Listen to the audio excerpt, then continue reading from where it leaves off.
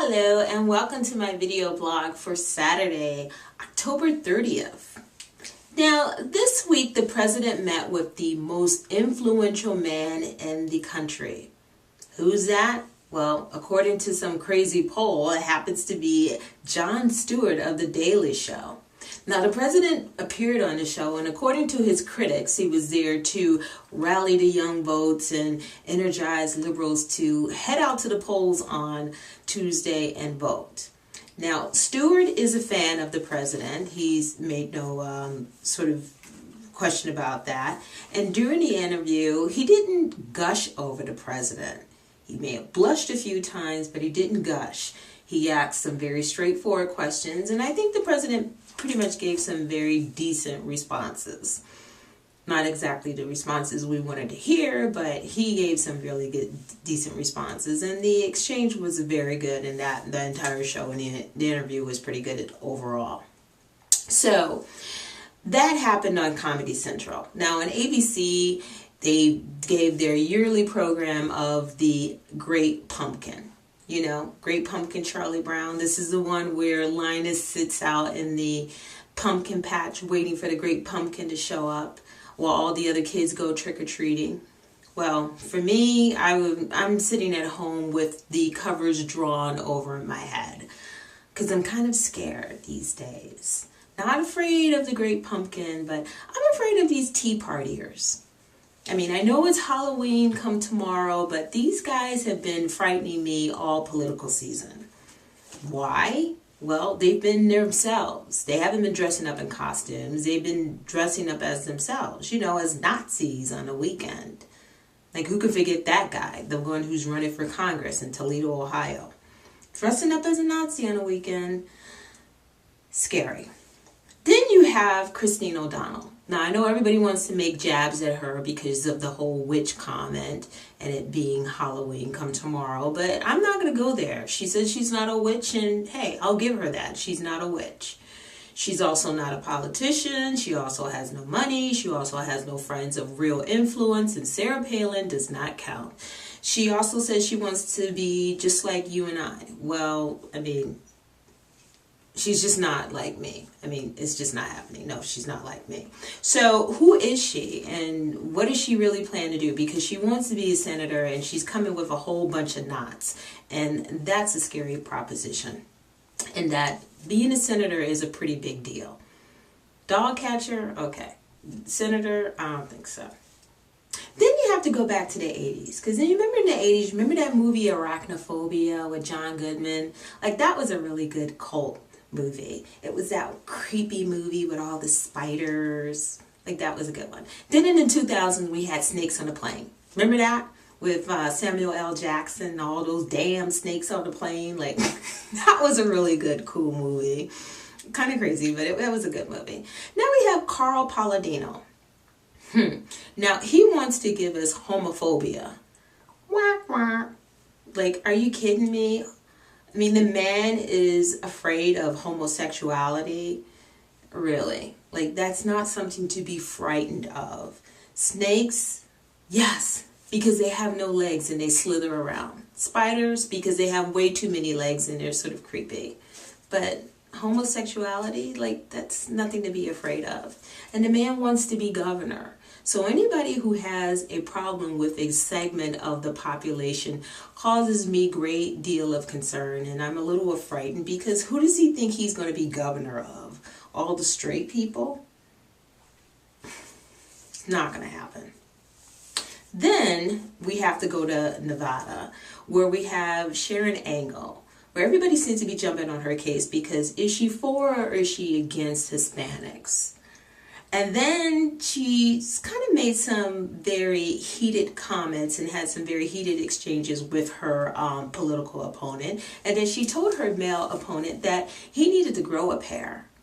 Like, the sassy part of me wishes I was there during that debate because I would have definitely called her out on that, and that we don't want to take you out of context. Can you please define what a pair is? Like, tell us exactly so that we know what it is. But all that aside, I mean, the fact that she even said that, I really want to know, like, how does she know if he has a pair or not? Like, what, is she telepathic? Does she have X-ray vision? I mean, if she has X-ray vision, like, that's superhero power. And we don't need her in Washington, D.C. if she's got superhero power. Like, she needs to be working for airport security if she can see through people's clothes. You know? Like, she could be the one who's just like, you know, like, oh yeah, he's good. Oh, she's good. Oh yeah, he's good. Oh yeah, she's good. Oh no, he has to stay back because he doesn't have a pair. And in that way, the line can just keep moving, and I can keep my shoes on, and we can save money and don't have to invest with people patting people down and, you know, having to get dogs sniffing people and all kinds of craziness. So, Sharon Angle, look, if you've got some hidden talents, we need to really harness them. Keep your superhero talents where they need to be in airport security if you can see through people's clothing. That's all I got to say about that. And you know, this whole political campaign is getting a little crazy these days, because I know you've heard about this story, and if you haven't, I have to share it with you. And that fast food has happened to be entering into the political arena. In particular, McDonald's. In particular, a franchise owner by the name of Paul Siegfried of Canton, Ohio. Now, he apologized to everyone if he offended someone. And what did he do? Well, he happened to ask his employees to vote Republican. He told them that they needed to vote for candidates who will help our business, because we all know that McDonald's is hurting for business. And I say that with all kinds of sarcasm. So clearly he doesn't have enough faith in his employees, because not only did he tell them that they needed to vote Republican, he also went as far as like including a list of who the Republican candidates were within the state. So he said, yo, you need to vote for a governor, you need to vote for John Kasich, and you need to vote for Rob Portman for senator, and you need to vote for Jim Renacci. And he must really like Renacci, because he included a little bio about him.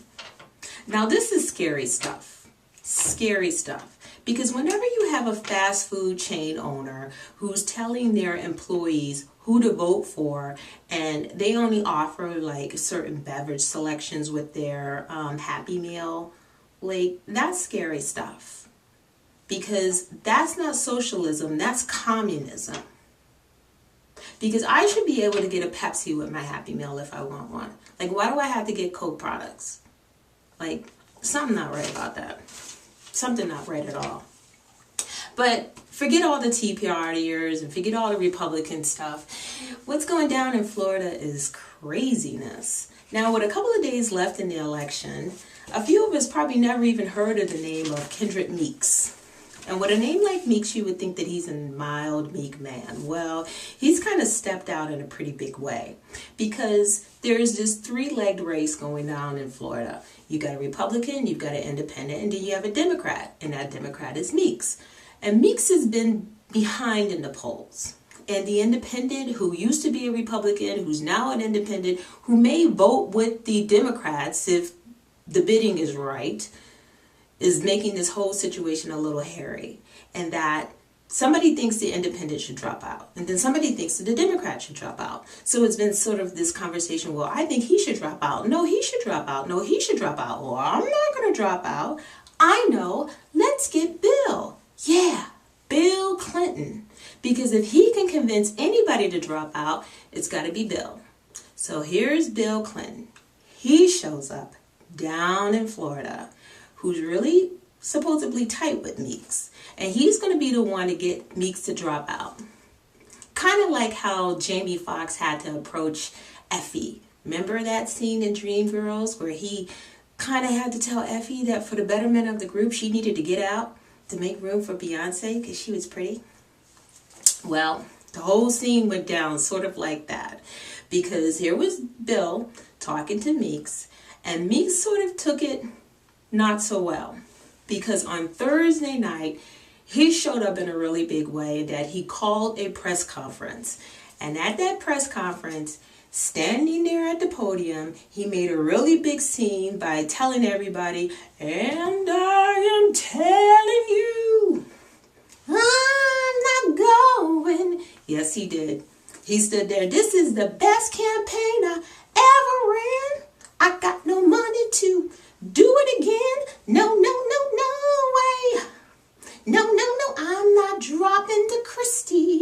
Oh, and then come Friday morning, he was out there. Bring down the tea party. Yes, bring it, shout. You can say what you want. I'm not dropping out. Then Friday night, bring on the Republicans. Push back, I will. I'm not going to drop out. Come Saturday morning.